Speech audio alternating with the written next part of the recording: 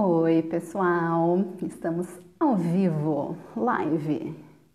Como sempre, vou colocar aqui o tema da nossa live, que vai ser Lei Geral de Proteção de Dados, com a Juliane Ferraz Nascimento, da FN Advogados. Pronto, aqui fixado, comentário, sejam todos muito bem-vindos. Vamos aguardar então a Ju, que é minha amigona, além de ser uma super advogada, que logo logo ela vai entrar para a gente começar a falar sobre essa lei, galera, que, aliás, tinha esquecido de colocar no roteiro. Tem a ver com o WhatsApp, não sei se vocês viram que no WhatsApp agora eles lançaram novos termos de compromisso que eles citam lá a Lei Geral de Proteção de Dados do Brasil. E aí quando eu vi isso, eu já mandei pra Ju, falei, Ju, vamos falar sobre isso aí também. Então a gente tem bastante coisa para conversar. É uma lei que eu não sei se foi criada, mas foi aceita, eu acho, em 2018, a Ju vai contar tudo direitinho pra gente.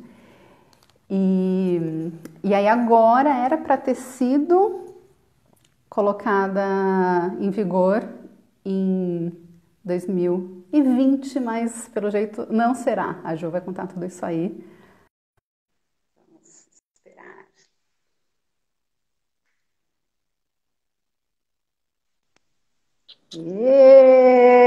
Seja bem-vinda, Ju! Ai, que saudade de você! Gente! Mas a gente tem contato aqui no virtual, né? Vamos lá. Sempre no virtual. E aí, quando puder, a gente tenta se ver. Oremos.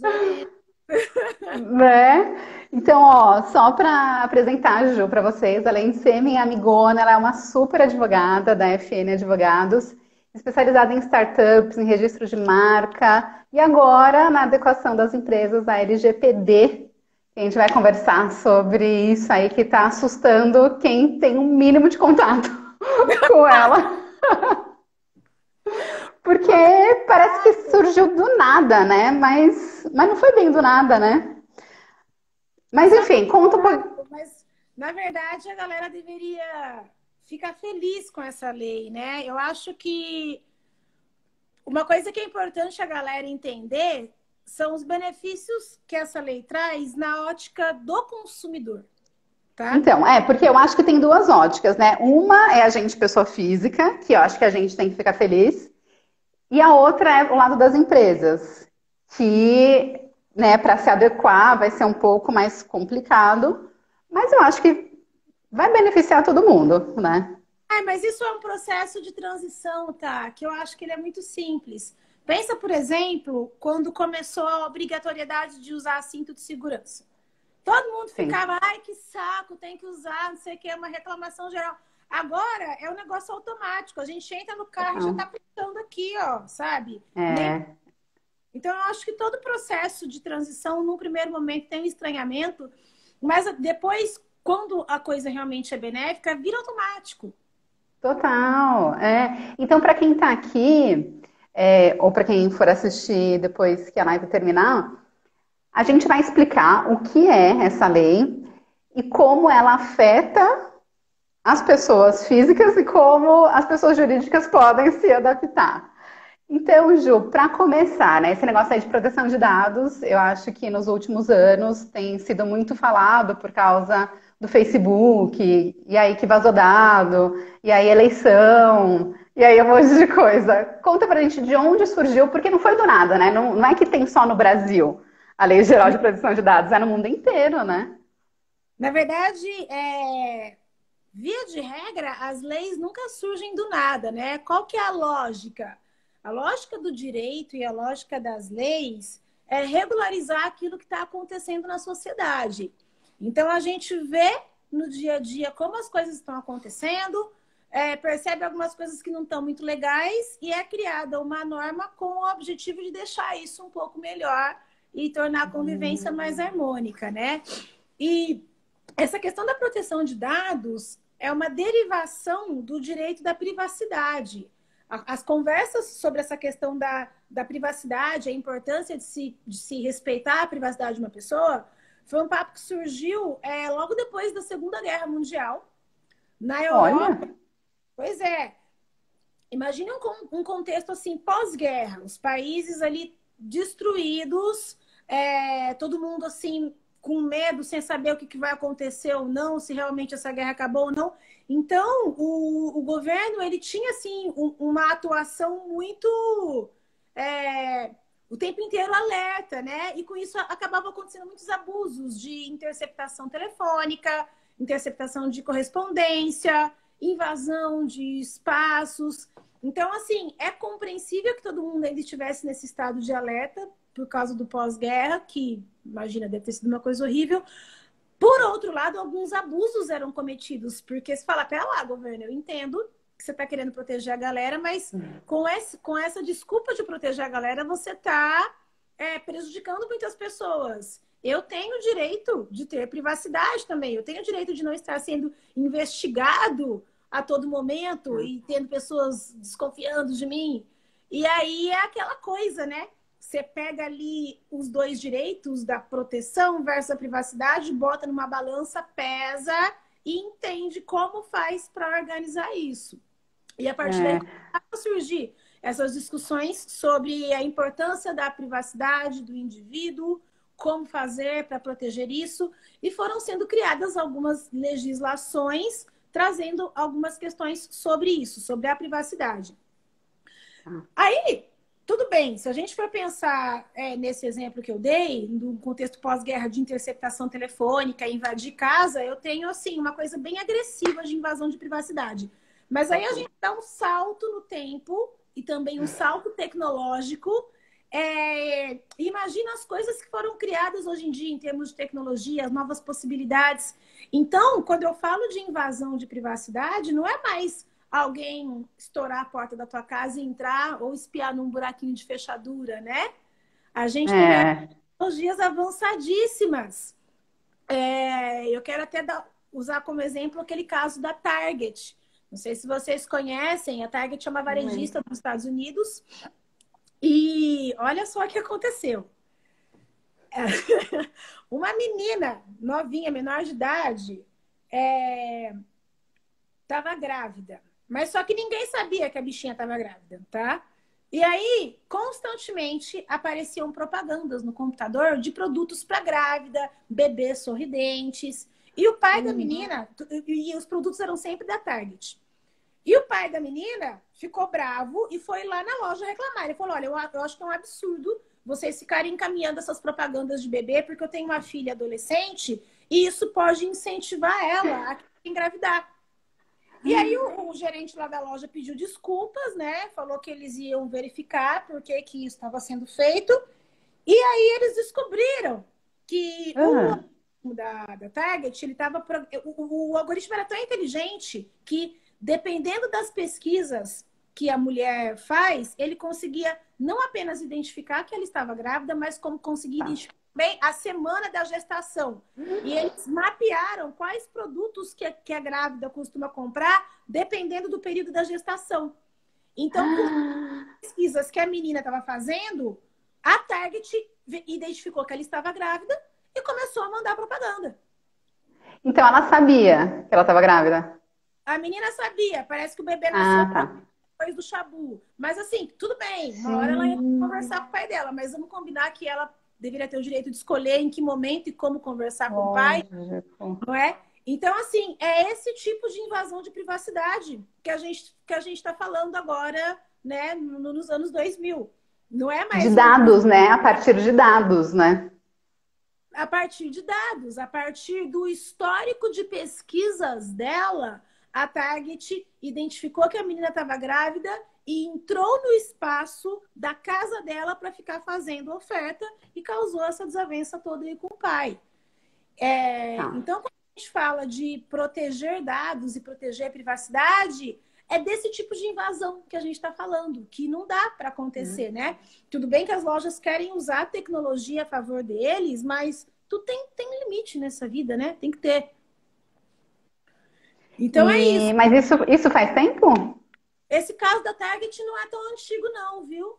Eu não sei o ano exato, mas digita no Google Target adolescente grávida que vai aparecer um monte de Gente, ó, a Tati e a Laurinha estão entrando aqui, que fazem parte do nosso grupo de empreendedoras, e às 8 horas elas vão fazer uma outra live sobre empreendedorismo, né? Hoje é o dia das Anis, lives. de lives. Tá, entendi. Então, tá aí a importância de ter uma lei que regulamente o que as empresas podem fazer com os nossos dados, né? É isso. Exatamente.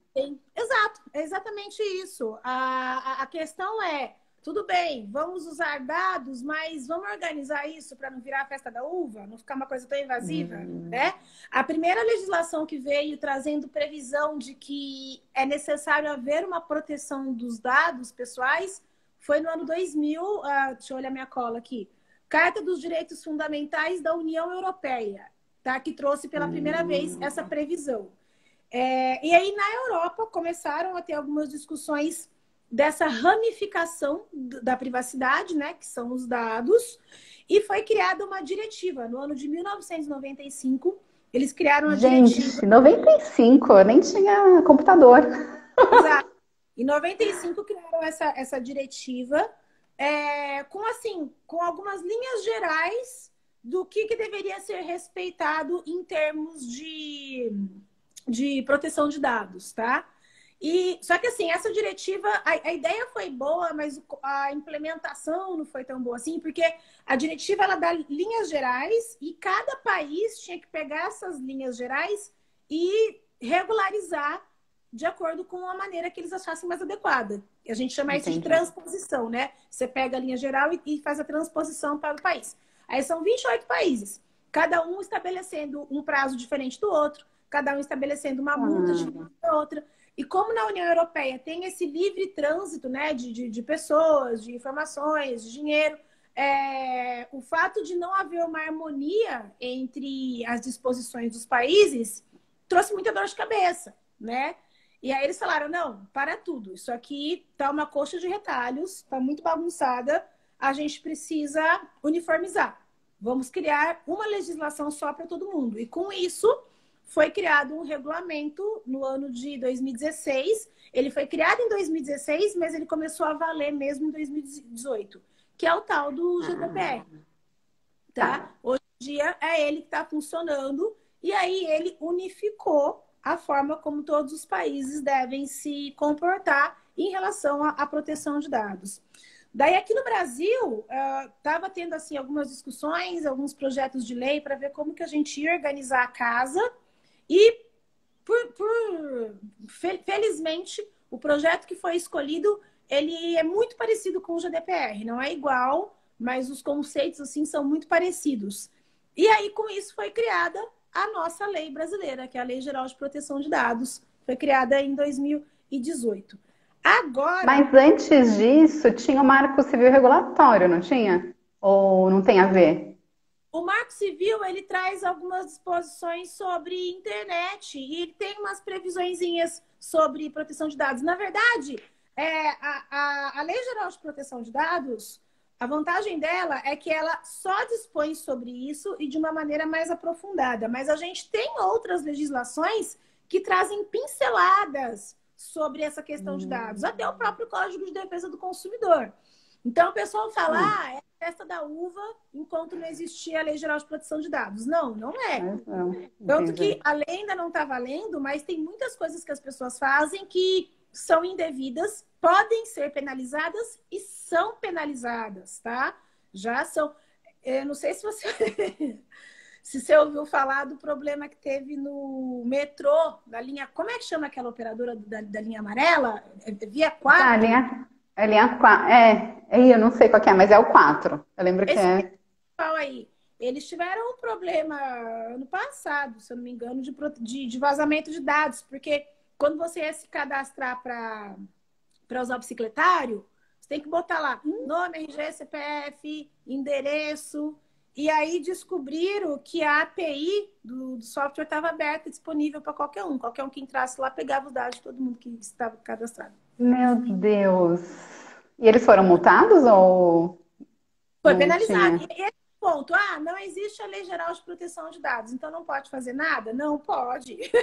Existem outras legislações que regulamentam isso. Por isso que é legal as empresas ficarem... Via 4, Laurinha, é isso? Obrigada.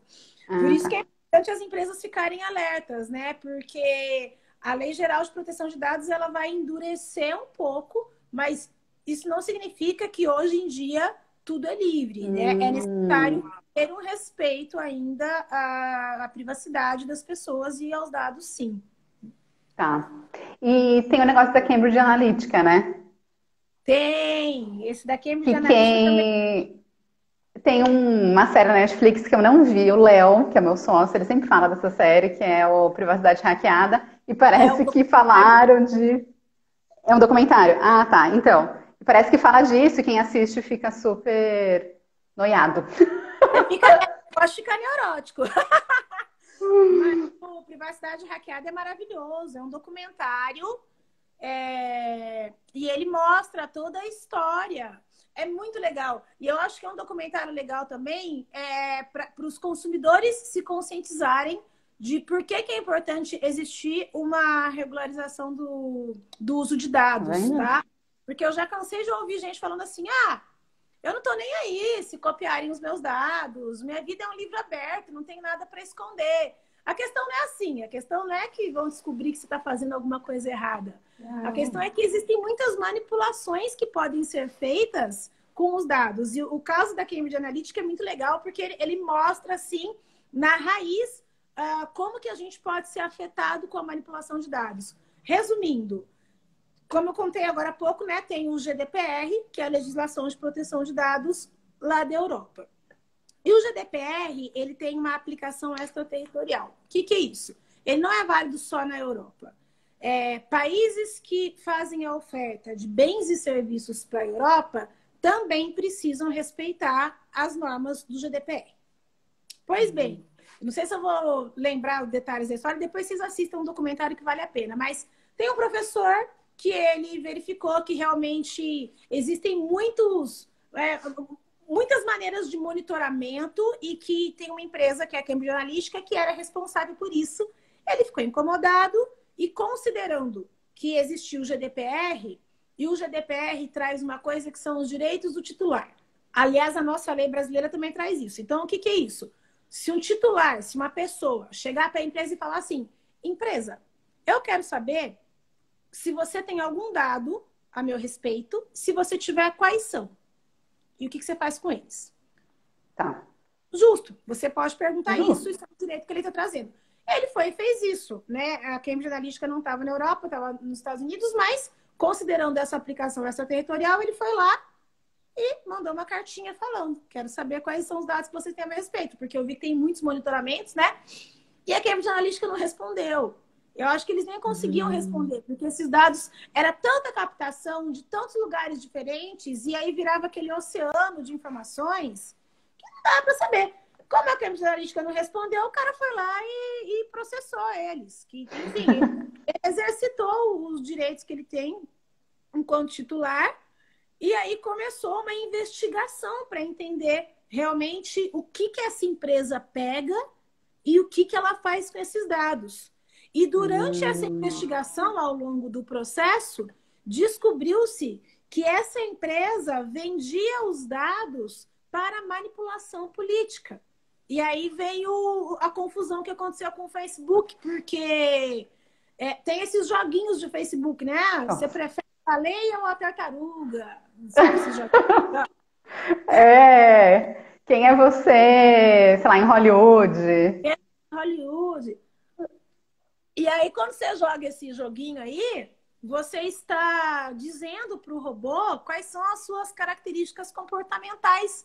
Existe toda uma pesquisa, né, para isso, e dependendo dos resultados, eles conseguiam mapear. E aí, nesse caso específico que eles mostram no documentário, se eu não me engano, foi assim.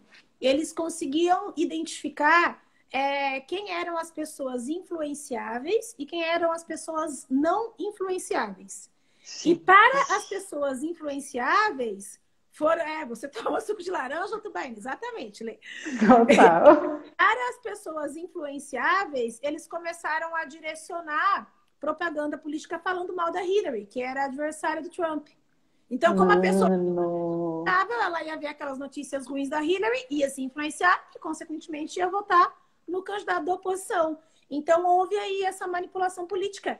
E aí, continuaram as investigações e perceberam que isso acontecia com vários países, vários aspirantes a chefe de Estado fizeram aí esse alinhamento com a Cambridge Analytica para ter manipulação de dados influenciando o resultado das eleições. Inclusive, temos a honra de sermos citados. O Brasil tem, né, a honra de ser citado nesse documentário. Ai, meu Deus! Também houve isso por aqui. A galera influenciável aí, viu? Fica a dica. Então, esse que é o ponto. Quando eu falo em proteger os dados, não é? Eu não tô nem aí se pegarem meus e-mails. Meu e-mail tá público mesmo no LinkedIn. Não é. O buraco é muito baixo. Então, o que é considerado dado? Dados pessoais, assim. Dado é qualquer informação que permita a identificação de uma pessoa física. Às vezes, um dado sozinho não permite essa identificação, mas se eu juntar ele com outros, eu consigo. Por exemplo, se eu pegar um IP, eu não consigo talvez saber, mas se eu pegar data, horário e o IP, eu já consigo saber quem estava usando. Nossa, jura? Essa lei também é para quem tem loja física. Aqui precisamos coletar... Sim, Tati, essa lei é para qualquer um que lide com dados de gente. Qualquer um que lide com dados de pessoa física. Tanto no mundo físico como no mundo digital. Se você lida com dados de gente, essa lei se aplica a você. Então, dados é tudo que permite identificar alguém. E aí tem o que a lei chama de dados sensíveis. Os dados sensíveis, eles são diretamente ligados à pessoa, como cor da pele, cor dos olhos, tipo sanguíneo, problema de saúde, religião. Então, tudo que está diretamente ligado à pessoa são os dados sensíveis que merecem uma proteção maior. Entendi. Outros dados, número de telefone, RG, não são coisas diretamente ligadas à pessoa, mas são coisas que permitem identificar uma pessoa. Então, isso também é dado. Tá. Então, por exemplo, no caso da Tati, que tem loja física, que ela precisa coletar o nome, endereço, telefone e e-mail. Não quer dizer que não vai mais poder coletar tudo isso. É que ela vai precisar mostrar como esses dados são utilizados, né? A grande questão é a seguinte. A gente tem aqui dois primeiros conceitos. Dado e tratamento. Então, dado a gente já explicou o que é. Qualquer coisa que identifique uma pessoa. O que é tratamento? Qualquer coisa que você faça com esse dado. Por exemplo, coletar, pegar o dado, armazenar. Porque tem gente que fala, mas essa informação está guardada aqui num caderninho que fica aqui, ó, só eu tenho acesso, mas ninguém. O nome disso é armazenamento. Armazenamento é um tipo de tratamento. Apagar, transferir para outro lugar, compartilhar com outra pessoa, qualquer tipo de tratamento, qualquer coisa que você faça com os dados, né? Qualquer coisa que você faça com os dados é um tratamento. E qual que é a lógica da lei? Primeiro, para fazer tratamento de dados, você precisa ter uma justificativa. E a lei traz 10 justificativas, que é o que a gente chama de bases legais. Então, você tem que ver se você tem uma justificativa que justifique o fato de você tratar nesses dados. Por exemplo, contrato. Eu tenho um contrato com o cliente e para poder cumprir aquilo que a gente combinou no contrato, eu vou precisar tratar os dados. Legal, você tem uma justificativa, tá? Consentimento. O cliente me autorizou, a pessoa me autorizou a usar os dados. Ok, você tem uma justificativa. E aí a lei traz 10 hipóteses, né? tem questões de saúde, dados tratados pelo governo e por aí vai. Tem ali as 10 hipóteses. Então, a primeira lógica é essa. Para fazer o tratamento, você precisa ter uma justificativa. A segunda lógica é, ao fazer o tratamento, você tem que respeitar alguns princípios. E aí a lei traz vários princípios que precisam ser seguidos. Por exemplo, finalidade. Eu vou pegar os dados e vou usar eles para uma finalidade específica. Então, assim, eu peguei o seu endereço porque eu vou entregar um lanche na tua casa. Eu não posso depois pegar esse endereço... Ou uma roupa lavada, no caso da Tati. Endereço porque eu vou entregar, você trouxe a roupa para lavar, eu vou entregar ela limpinha para você. Então, eu tenho uma finalidade específica. Agora, eu não posso pegar esse endereço e vender por uma outra loja que quer ficar mandando propaganda, ou a loja quer mapear as pessoas que moram no bairro X para poder fazer a propaganda do produto dela. Eu não posso pegar o seu endereço e transferir e vender. Eu só vou usar o seu dado para essa finalidade específica para a qual eu coletei. Mas aí não pode, ou se eu avisar o cliente que o endereço dela pode ser utilizado por outra empresa, aí tudo bem. Ou realmente não pode. Aí, por exemplo, vamos lá. Tem o casamento, né? Lembra que eu falei primeiro que precisa da justificativa? Então, assim, nesse caso, qual que é a justificativa? Vamos no exemplo da lavanderia, que é bom. A justificativa é, eu quero lavar minha roupa e eu entreguei a roupa para você lavar e depois você vai entregar em casa. Então, temos um contrato. Um contrato é um acordo, tá? Temos ali um contrato, um acordo para... E eu não preciso autorizar que a pessoa vai ter o meu endereço. Só tendo esse acordo, tudo bem. Quando você faz esse contrato, quando você faz esse acordo para desenvolvimento do serviço, a gente já entende que a utilização dos dados vai ser necessária para a execução do serviço. Então, eu tenho a autorização já meio que dentro disso, tá? Então, tá. Beleza. Então, assim, qual que é o combinado que a gente fez aqui? O endereço vai ser usado para a finalidade de entregar as suas roupas. Então, isso aqui foi autorizado. Entendi. Mas eu não estou autorizando você a pegar esse endereço e enviar para uma outra pessoa, tá? Se por acaso aqui no contrato já tivesse essa previsão, e aí o cliente concordou, assinou, teve um aceite, aí tudo bem, ele está ciente, ele concordou.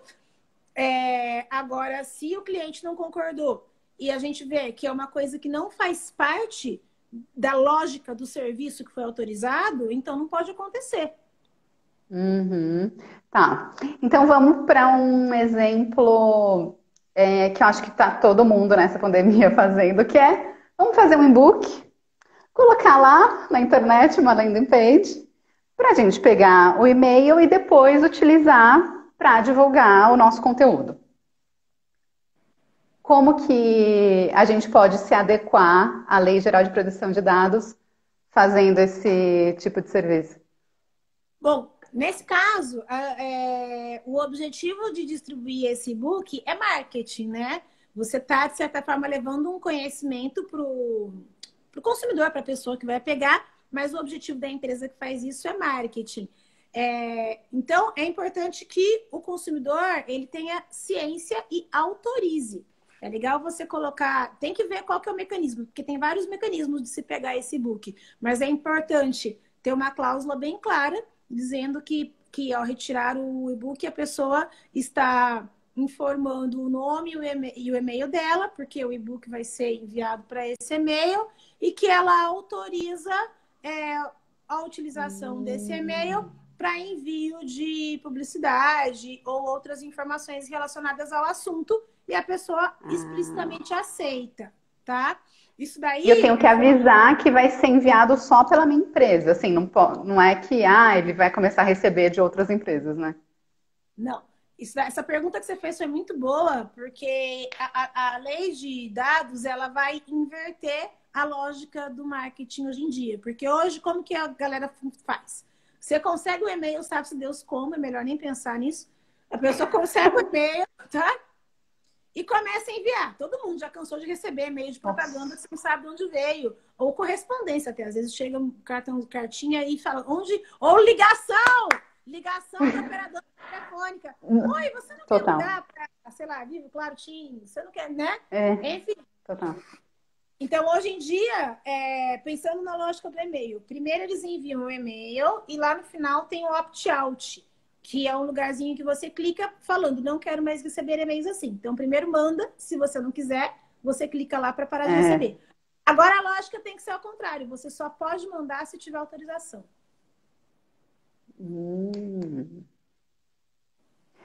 E assim, tá, por exemplo, vou dar um exemplo real. A gente tem o site Profissões Economia Criativa, que a gente fez um e-book com as entrevistas que a gente realizou com os profissionais. E aí lá a gente fez uma landing page para o pessoal poder baixar o e-book. Na landing page, se eu colocar assim, ao cadastrar seu nome e e-mail, você autoriza que enviemos informações relacionadas ao tema de economia criativa. Se eu colocar isso, já configura que a pessoa autorizou ou precisa ter algum linkzinho para ela apertar? O consentimento ele tem que ser claro, expresso e inequívoco. A pessoa tem que... Inclusive, se a pessoa estiver autorizando mais de uma coisa, cada uma das coisas que ela vai autorizar tem que estar num item diferente. Então, por exemplo, eu autorizo a mandar conteúdos da empresa para o meu e-mail.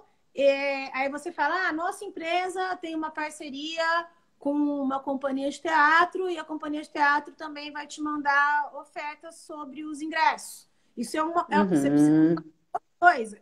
Então, isso é um outro consentimento. Você não pode colocar lá 5 consentimentos e a pessoa dá o X, porque a pessoa pode consentir uma coisa e a outra não. A pessoa precisa ter essa liberdade. Então, uma caixinha para cada um e você tem que clicar, ativamente clicar, falando a lei da Lê, né? Deu uma travadinha? Tá ouvindo? Como fica?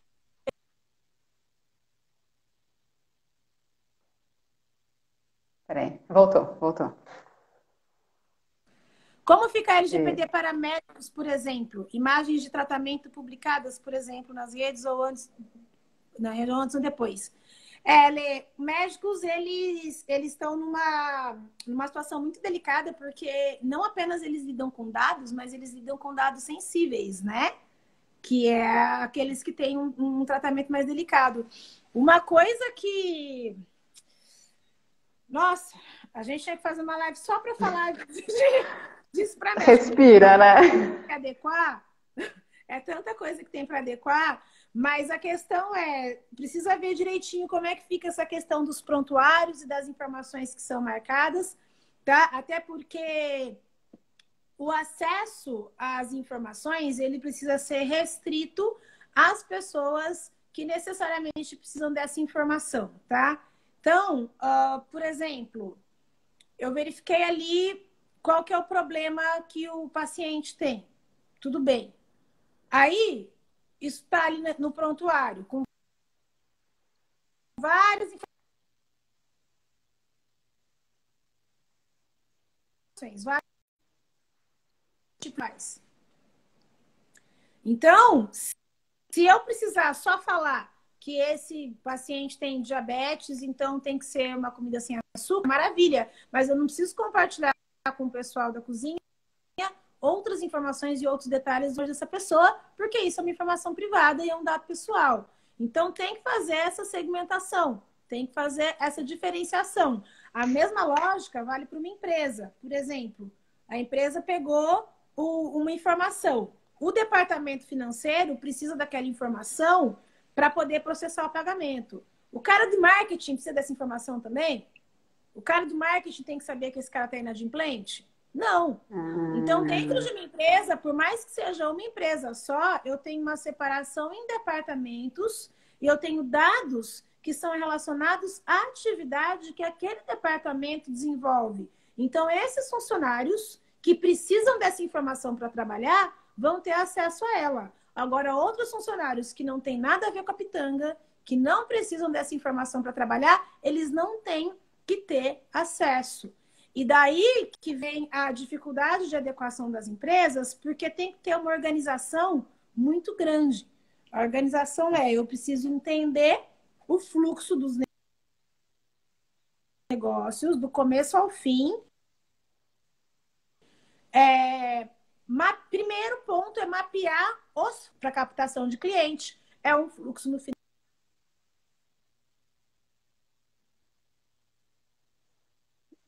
Tem que ter todos mapeados. Depois que eu mapeei esses fluxos, eu vou entender o caminho que os dados fazem em cada um desses fluxos. Então, sei lá, no caso de captação de cliente, primeiro eu vou lançar um e-book. Com esse e-book, eu vou pegar o e-mail das pessoas. Ao receber o e-mail, eu pego esses dados e eu coloco eles num Pipe Drive para fazer o CRM.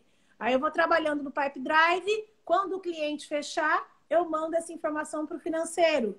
Aí o financeiro vai botar num outro sistema X. Então, eu tenho que enxergar isso. Por quê? Em cada uma das etapas, quem são as pessoas que estão tendo acesso a essas informações? Segundo, essas pessoas realmente precisam ter acesso a essas informações para trabalhar ou tem gente demais vendo isso? Se tiver gente demais, vamos fechar as janelinhas. Terceiro, cada vez que eu pego esses dados, eu estou armazenando eles num sistema. Eu estou fazendo um compartilhamento de dados aí. Esse sistema, ele é seguro? Esse sistema realmente também... A empresa que gerencia esse sistema também está adequada às normas de proteção de dados? Porque não adianta nada eu tomar um baita de um cuidado e depois botar no sistema e o sistema deixar esse dado vazar. Até porque, se isso acontecer, como fui eu que botei, eu também sou responsabilizado pelo vazamento. Tá? E por aí vai.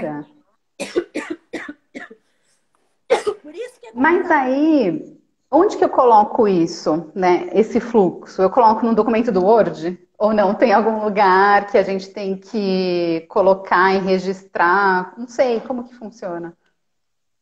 Na verdade, tá, a implementação da lei mesmo não tem uma regra de como isso acontece e ela tem muitas etapas. Eu posso te falar como que a gente tem organizado aqui no escritório e eu estou em vários grupos de estudo sobre o assunto, converso com outros advogados também e, no geral, pelo que eu vejo, como que a galera tem feito.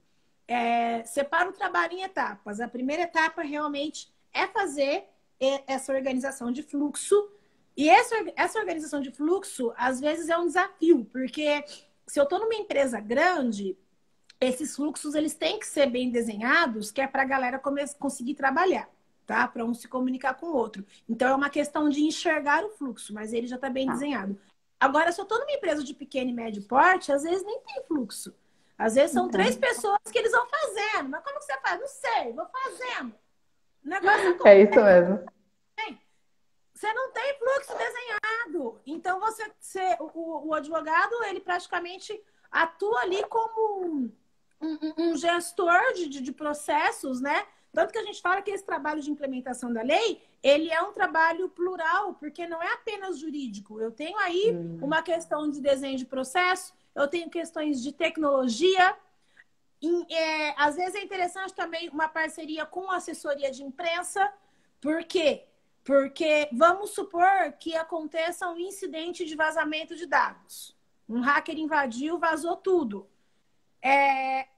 Como que eu comunico isso para as pessoas? Para os meus clientes que tiveram os dados vazados?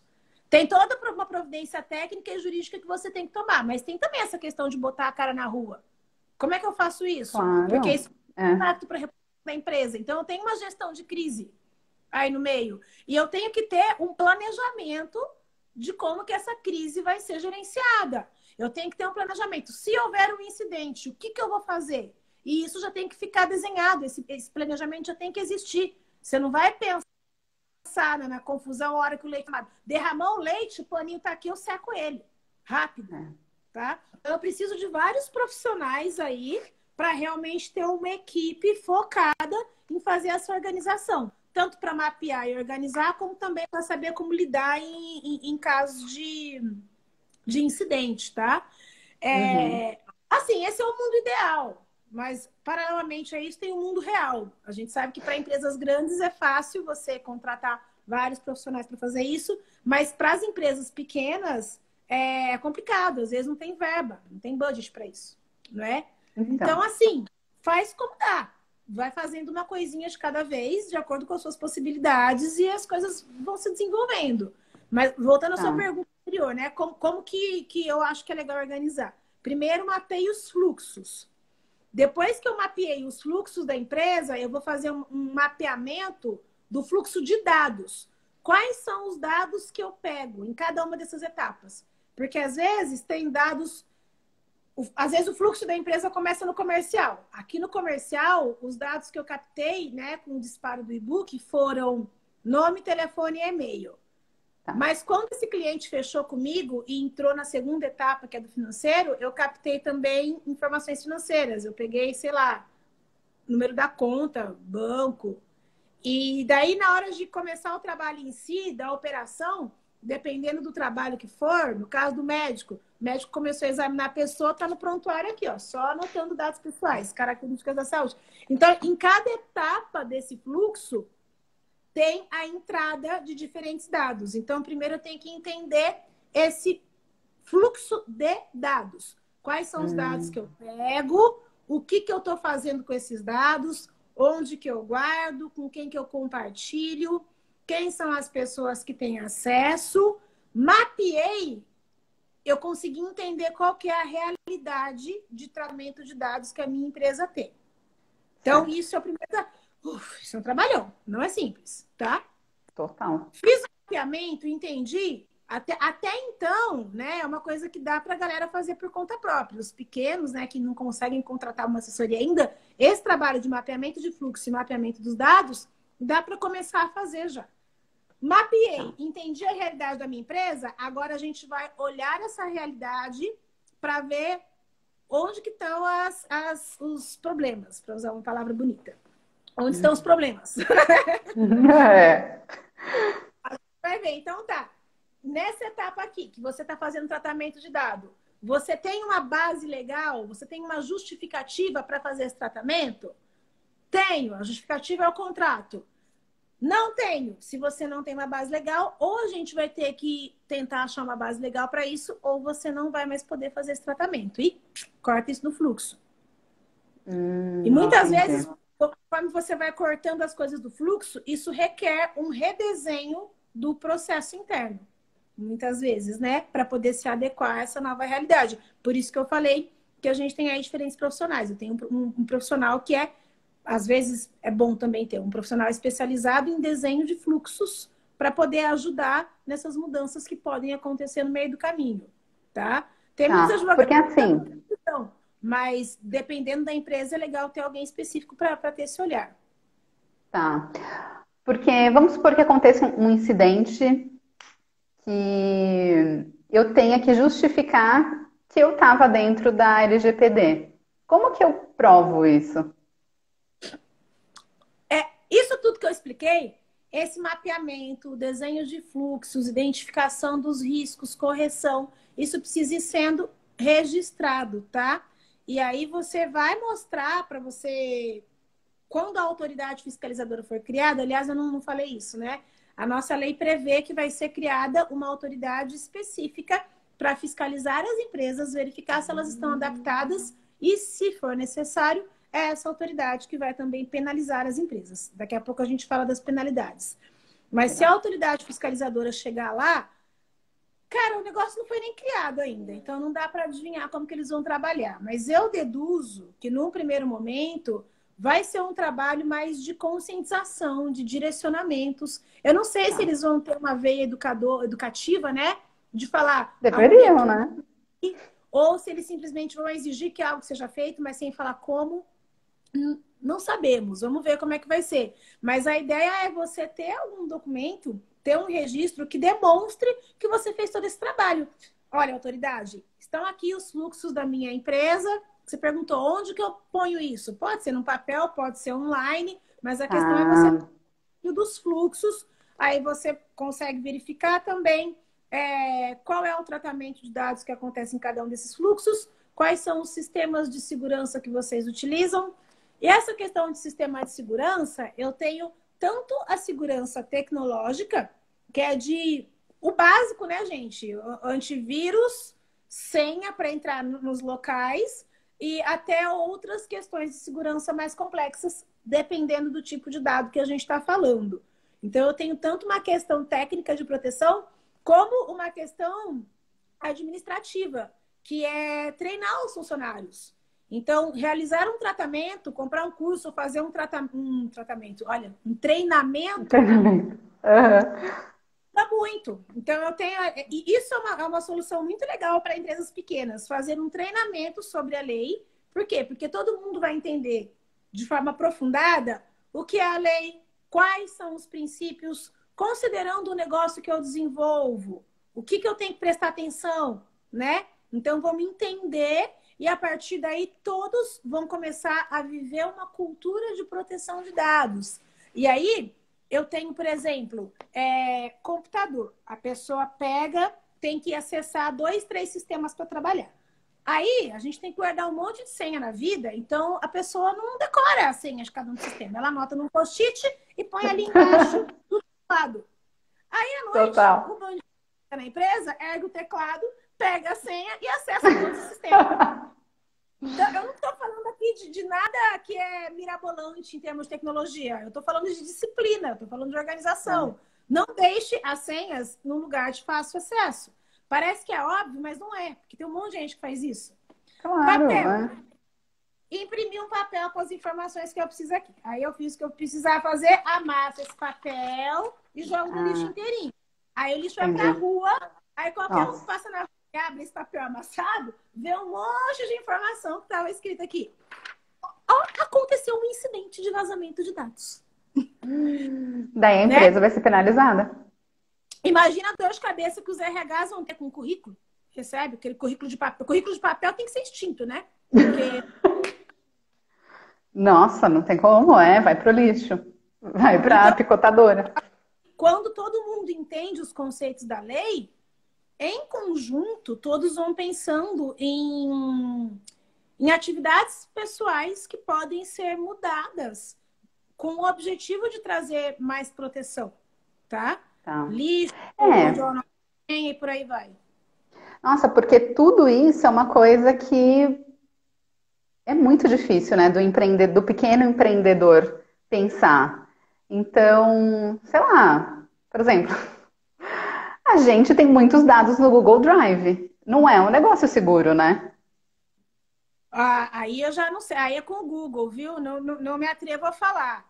Mas tecnicamente precisa de um login e senha para entrar. Sim. E aí tem sistema. Eu não sei quão frágil um ataque hacker o Google Drive é. Seria legal trocar uma ideia com uma pessoa mais técnica até para poder esclarecer essa dúvida. Porque realmente, pequeno empreendedor usa muito o Google Drive e outros drives gratuitos que tem por aí. Aquele, como é que é, gente? Dropbox? Dropbox, Dropbox, isso.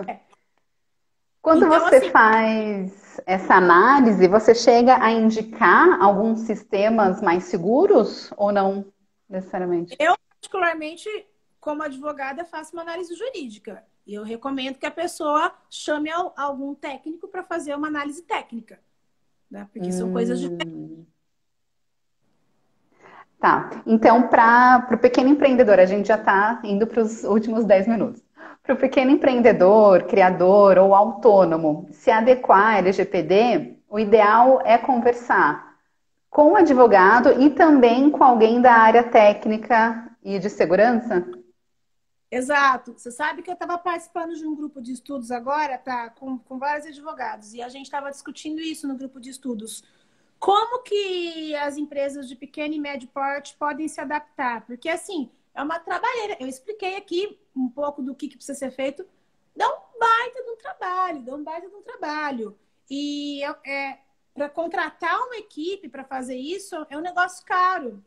E aí, enfim, o grupo está em andamento, a gente está sempre pensando, mas no primeiro momento, eu acho que o ideal para o pequeno empreendedor seria fazer um treinamento jurídico para entender de forma profunda o que é a lei. Não é só entender o que é a lei, mas é entender o olhar da lei dentro do meu negócio. Porque lá tem regras específicas para a área da saúde, tem regras específicas para criança e para adolescente, tem regras específicas para várias coisas. Então, não adianta você sair por aí aprendendo a lei inteira. Se você não mexe com saúde, não tem por que você ficar se matando para aprender as regras de saúde, né? Então, entenda, faz um treinamento para entender os conceitos da lei dentro do seu negócio. A partir daí, faça pelo menos um mapeamento do fluxo dos negócios, tá? Feito esse mapeamento, eu consegui entender como que as coisas acontecem aqui, aí é legal ter uma consultoria técnica, porque daí você já consegue mostrar para o técnico quais são os sistemas que você usa, drives onde você armazena as coisas. Se você não tiver feito esse mapeamento, você não vai mostrar para o técnico de forma tão clara o que as coisas estão acontecendo, né? Como que as coisas estão acontecendo. Então, faz treinamento jurídico, entende os conceitos, maravilha, faça o mapeamento. Fiz o mapeamento, vou mostrar para o técnico para ele ver as fragilidades técnicas. Eu acho que para o pequeno empreendedor, esse é um começo legal, tá? Quem contrata uma consultoria, empresas grandes, a consultoria faz tudo isso. A consultoria vai mapear, a consultoria vai fazer análise jurídica, análise técnica, ela vai fazer tudo. Agora, a gente sabe que o pequeno, muitas vezes, não tem condições financeiras de contratar um trabalho tão completo. Então, dá para ele fragmentar, sim. Tá. O Carlos Malfatti, mais conhecido como Bob, que é o meu amigo, ele comentou aqui que muita gente abriu um negócio virtual nessa pandemia. E qual a dica para a galera tratar os consumidores? Acho que é para tratar os dados, né, dos consumidores. A gente comentou no início algumas dicas para pequenos empreendedores se adaptarem e para quem trabalha com criação de conteúdo, por exemplo, colocar um e-book na rede, como tratar os dados. Mas é basicamente o que a Ju acabou de falar, né? É ter um entendimento da lei para começar a colocar no papel qual é o fluxo de tratamento dos dados e tudo isso. E tem uma outra coisa também, que aí não é só para autônomo, mas também mas principalmente para a partir de microempreendedor, que é tratar os dados dos funcionários também, né? Porque não é só dado de cliente, essa lei. Então tem que ter isso também para o público interno, né? Maravilhoso. É dado de pessoa física. Sócio, funcionário, parceiros de negócio. Se você tem um espaço físico, às vezes a pessoa, para entrar no espaço físico, tem que deixar os dados na portaria e depois sai. Essa pessoa é um visitante. Também. Deu uma travadinha aqui, vamos ver. Voltou. Está acontecendo tratamento de dados deles. Então, eu estou falando de dados de pessoa física, no geral. Peraí, eu não estou te vendo, mas estou te ouvindo. Alô? Oi? Aê, agora voltou. Não, tá travando. Ixi, travou? Voltou? Voltou. Voltou. Então é tudo isso, né, Ju? Tem o mais óbvio de todos, e que muitas pessoas, infelizmente, esquecem ou deixam por último. Pega a lei e lê. Então, mas é que é muito difícil, né? Não é uma lei difícil. Não é? Ah, que bom. Tá. Porque a lei vai trazer conceitos, o que é dado, o que é tratamento. Depois ela vai falar quais são os princípios que precisam ser respeitados, quais são os direitos que o titular tem. Então, lê a lei. Legal. Se no meio do caminho tiver uma coisa ou outra que não entender, tudo bem, mas eu tenho certeza absoluta que alguma coisa a pessoa vai captar dessa leitura. E isso já é o início. E para a gente ter acesso à lei, a gente coloca no Google e vai aparecer lá. Google, Lei 13.709/18, que é de 2018. Ou escreve LGPD, Lei Geral de Proteção de Dados, que vai aparecer lá o link do Planalto, você clica, consegue ler o textinho da lei. Nossa, ótimo. Então acho que o primeiro passo é fazer isso. Aqui no Instagram do escritório e no nosso LinkedIn, a gente está sempre produzindo conteúdos que são bem legais para quem tem um negócio.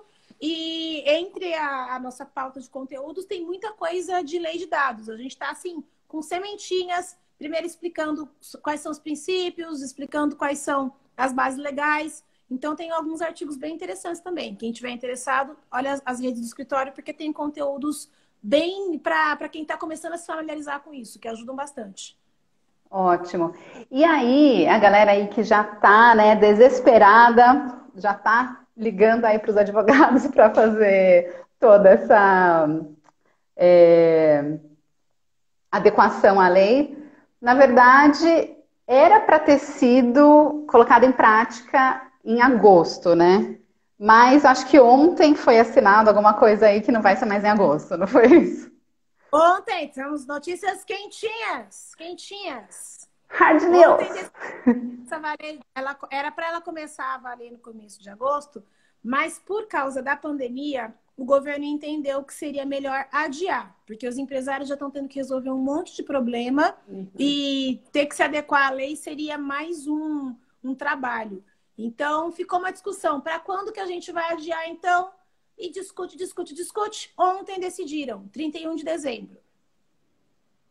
Ah, nossa, mas está logo, né? Não é que foi adiado para agosto do ano que vem. Não, 31 de dezembro já temos a lei aí valendo. Tá. Então é importante a gente já começar a se adequar. É Ju, começar a se adequar, mas e ficar de olho também. Como eu disse, até agora não tem nem sinal da autoridade fiscalizadora, tá? tá. Então, até dezembro a gente pressupõe que o governo vai providenciar a criação disso também. Vamos ver os temas dos próximos capítulos. Tá. Nossa, deu para entender muito bem o Ai, que é. Nossa, super. Já vou terminar aqui e ligar para o Léo para falar, Léo, a gente precisa colocar todos esses documentos que a gente tem em pastinha já no fluxo, porque tem tudo isso, né? Tem o xerox de documento, onde que tá. Meu Deus do céu. Bom, vai ser ótimo. Para quem não é virginiano, vai ter que ser. Dá uma bela Não organizada. é? Total. E, bom, acho que para finalizar, primeiro eu queria te agradecer por todo o conteúdo, indicar para o pessoal. Imagina, indicar para o pessoal acessar o Instagram aqui, que é aqui em cima, da FN Advogados, que tem todas as informações. Isso. Ó, a Lê falou que já anotou tudo no caderninho. E também, se alguém tiver alguma dúvida, né, procura advogado. E você vai ter uma live hoje, né? Pode fazer aí seu convite para o pessoal também ir até a sua live hoje. Aqui no Instagram do escritório também a gente vai falar um pouco sobre proteção de marca. Quem estiver interessado em entender um pouco mais desse assunto, pode acompanhar. Ah, que horas vai ser? Às 8. 8 horas da noite. Então, ótimo. Ah, é no mesmo horário da live da Laurinha e da Tati. Dica de quantas lives? É novidades de lives, mas tudo bem. Vamos trocando conteúdos aqui. Logo teremos mais. A gente não é live, não sei como é que chama. Tinha que fazer um negócio coletivo com todas do Anne, né? Um bate-papo. Vamos! No YouTube dá para fazer. Mas aí tem que ser outra plataforma, não dá para ser no Instagram, né? Não dá, tem que ser no YouTube, que tem. Dá para entrar numa plataforma que chama StreamYard, que a gente já fez. E aí entram 5 pessoas. Dá para entrar. Ei! Vamos! Encontro do Anne aberto. Ótimo, fica ligado aí, gente, para todo mundo conhecer todas as empreendedoras do Anne. E aí a gente pode falar. Vocês podem dar também alguma dica aí do que a gente pode falar, né? A gente pode falar sobre direito, sobre empreendedorismo, sobre alimentação, sobre economia criativa, sobre design. Empreendedorismo, relacionamentos, a gente fala de tudo. Né? Nossa, total. A gente faz um encontrinho aí aberto a todo mundo. Eu vou escrever lá no grupo, assim que a gente desligar aqui. Amei, brigadão, viu, Jô? Nossa, eu acho que ajudou aí muitos empreendedores. Espero que tenha dado para ajudar aí, pessoal. Deu sim. Estamos nos últimos 30 segundos, então já vamos finalizar, porque eu sempre termino assim, sabe? Tipo, Sorrisinho. Ah, vamos serenar com sorriso.